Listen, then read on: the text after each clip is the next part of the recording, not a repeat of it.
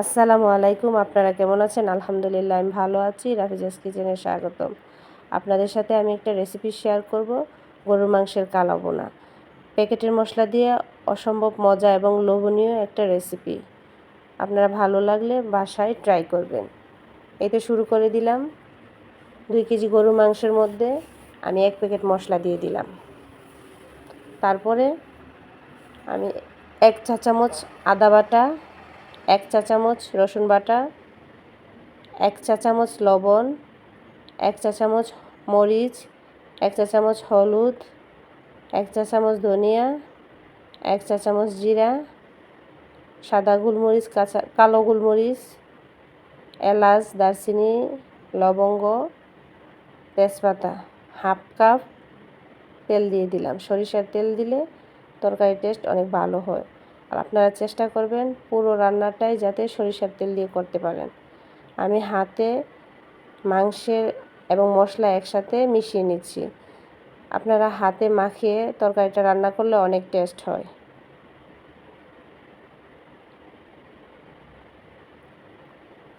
দেখেন অসম্ভব সুন্দর একটা কালার আসছে।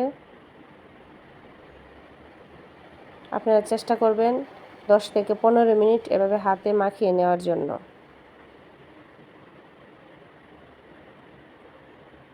তারপর আমি মশলার হাতটাকে একটু পানি দিয়ে নিলাম, যা মশলা বেশি থাকার কারণে যাতে নিচে না লেগে যায়। তারপর আমি প্যান বসিয়ে দিলাম চুলায়, ঢাকনা উঠিয়ে নিলাম, উঠিয়ে আমি একটু নাড়াচাড়া করে নিচ্ছি। আপনারা খেয়াল রাখতে হবে মাংসটাকে বেশি করে নাড়াচাড়া রাখতে হবে, নিচে যাতে না পোড়া লাগে। যেহেতু প্যাকেটের মশলা তাড়াতাড়ি পোড়া লাগার সম্ভাবনা থাকে। তারপর আমি ঢাকনা দিয়ে ঢেকে দিয়েছিলাম, তো ঢাকনা উঠিয়ে নিলাম, উঠিয়ে আমি আবার নাড়াচাড়া করে নেব।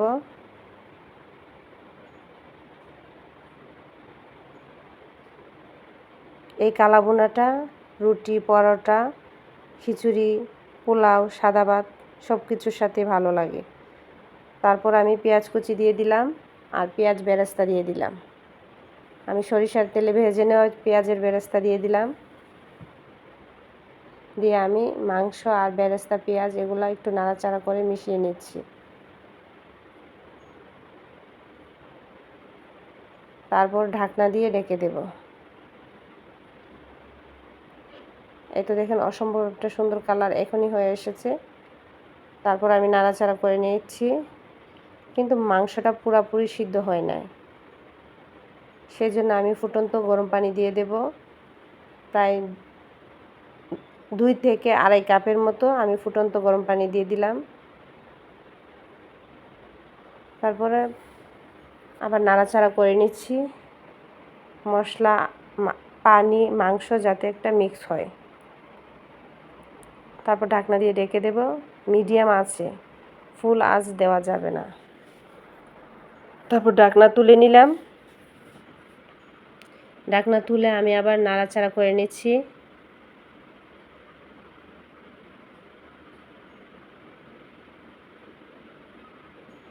তারপরে আমি কয়েকটা কাঁচামরিচ, আস্ত কাঁচামরিচ দিয়ে দিলাম।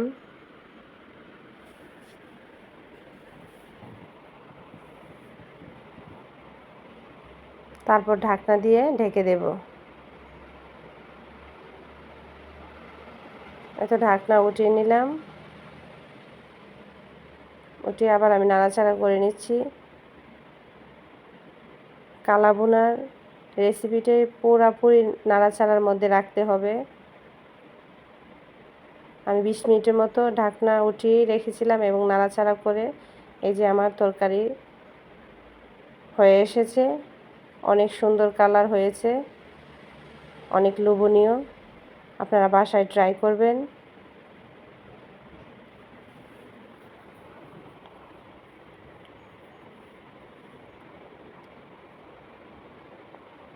তারপর আমি 10 মিনিটের জন্য দমে রেখে দেব।